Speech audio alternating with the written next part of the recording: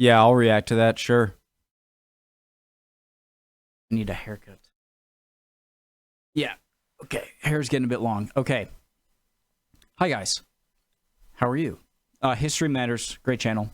Why is Ireland divided? Let's find out. I did watch a World Graphics video on it, a bit more in depth. History Matters, they don't go in depth. That's not why I love them. I think they're a great channel because if you learn it all like I do, it can be a bit daunting to go into a larger subject or medium subject without knowing much about it at all, and it can help to kind of go like a nice overview summary of the subject, and then you can kind of go into it, get a bit more interested, and that's what History Matters does so well, in my opinion. Yeah, original link to the video, top of the description, right below that, link to the Discord, click on it, send you right over there. We're nice usually. Yeah, let's go. Preemptive like, let's do it. When people win their independence and break away from their colonial overlords, they normally take their entire country with them. Yet, when Ireland successfully revolted against its inclusion within the United Kingdom, it did not. This chunk in the north remains to this day a part of the United Kingdom, despite it previously being administratively a part of Ireland, which... Sorry guys, it's a bit loud, is it not? Is that just me? Raises a pretty obvious question. Why didn't Ireland take the north with it? Why is Ireland divided? Well, first of all, we need to go back to the 17th century. This was when the English and Scottish thrones were held by the same man, James I. James was also the King of Ireland, at least in name, and he wanted much greater control over it. His problem was that he was a Protestant king with Catholic subjects whom he felt were much more loyal to Rome than they were to him, mostly because they were. As such, he seized lands in the north and gave them to Protestant settlers, a process which over the centuries changed the religious demographics in the north. And over those centuries, the Protestants held much greater rights within Ireland than the majority Catholic population. Political office was reserved for Protestants, whereas Catholics couldn't own land, nor could they practice their faith or speak their own language without harassment. Guys, so I'm sure I've been told before, but so the difference between a Protestant and a Catholic is that a Protestant doesn't... I'm asking a question. I'm not trying to say it. So a Protestant doesn't see the Pope as anything to do with Christianity, right? Or like they don't think he's the Christ on earth, or I'm not great with religion. But yeah, that's the main difference, right? Like one just believes that the Pope is a thing, and one believes it's not. Am I right there? Do I have the gist?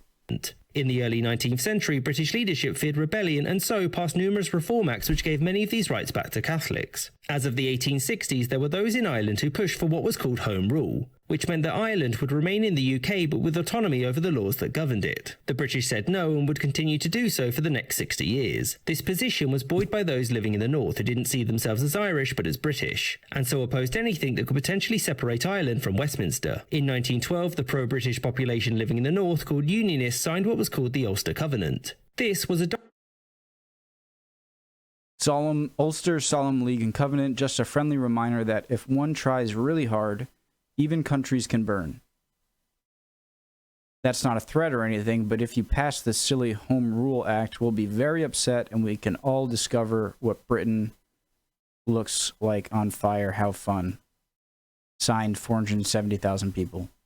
Document signed by 500,000 people, and it essentially threatened civil war if Ireland was given any autonomy. World War I gave both sides something else to think about briefly, but during the conflict the Easter Rising broke out. This was a semi-spontaneous uprising which wasn't popular amongst the Irish and was put down quickly and brutally by the British. But the not brutality really. of the response, as well as the quick and not very professional execution of the uprising's leaders, further galvanized the Irish people against British rule. I gotta shut up, guys, sorry. Rising broke out. This was a semi-spontaneous uprising which wasn't popular amongst the Irish and was put down quickly and brutally by the British. The brutality of the response, as well as the quick and not very professional execution of the uprising's leaders, further galvanised the Irish people against British rule. In 1918, elections were held in Ireland in which Sinn Féin, a pro-independence party, won an overwhelming victory. They created an Irish parliament and promptly declared independence, which meant war. Long story short, the Irish won, but Britain refused to give up the north due to the wishes of the majority of the people living there, and also land. As such, Britain passed the Government of Ireland. Government of Ireland Act. Ireland shall be split into two parts, Northern Ireland, our favorite, and Southern Ireland, which could use a timeout. Because we're totally still in charge there, this act will totally be followed by the rebels. I mean, seriously, why are we even bothering at this point? They've left, move on. Love DL George. XO.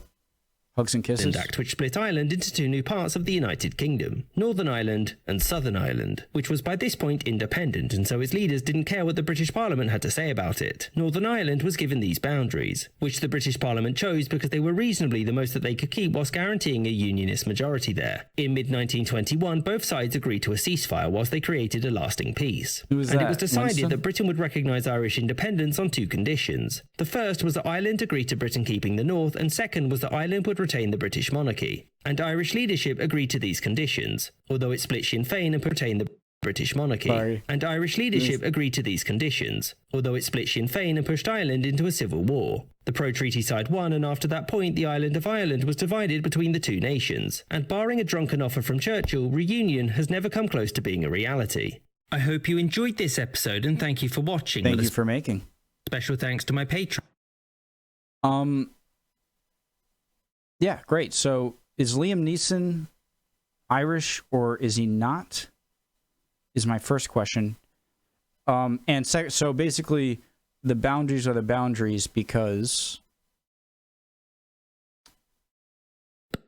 that's pretty much the best bargain that Great Britain was going to get in terms of the land here. And I guess this is where the breakup of the population could, if not vote outright to stay, at least be pro-British enough that they would, not resist too much British occupation.